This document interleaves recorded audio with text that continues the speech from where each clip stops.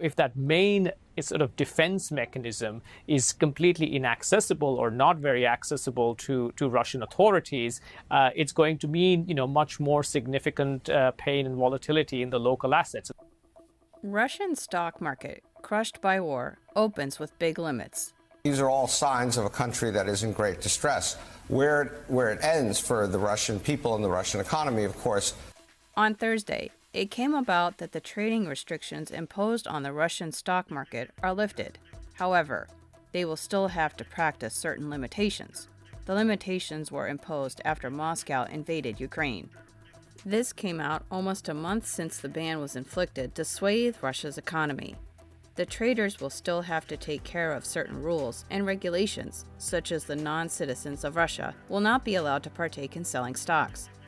The traders of Russia were also warned to prevent short selling and betting on the fall of stock prices. But Europe isn't the only market for Russian energy. Oil demand and gas demand in Europe generally have been thought to have peaked, and so the Russian government also announced that they would invest around $10 million in shares in the upcoming months. A rise of around 4.4% was seen in the market as most companies started to reclaim their losses. Nonetheless, Aeroflot shot up with a loss of 16.4% as the European Union and many other companies banned any planes from Russia.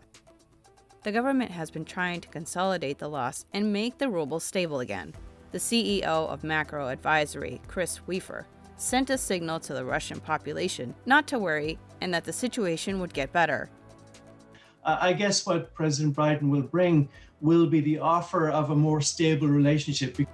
To try to get that message across to people not to panic, that this is a temporary situation that will improve.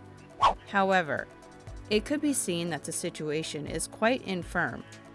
We will limit Russia's ability to do business in dollars, euros, pounds, and yen.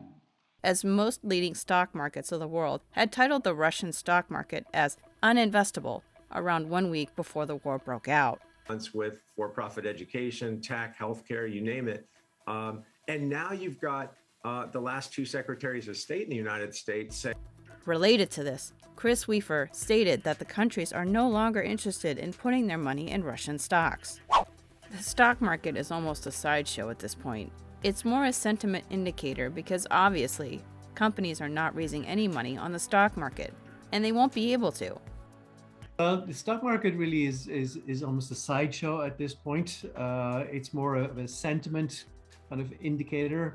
It does look like state-supported buying rather than any genuine interest in the part of investors. Many developing business tycoons and citizens hope that the situation will get stable soon. Stay tuned for further updates.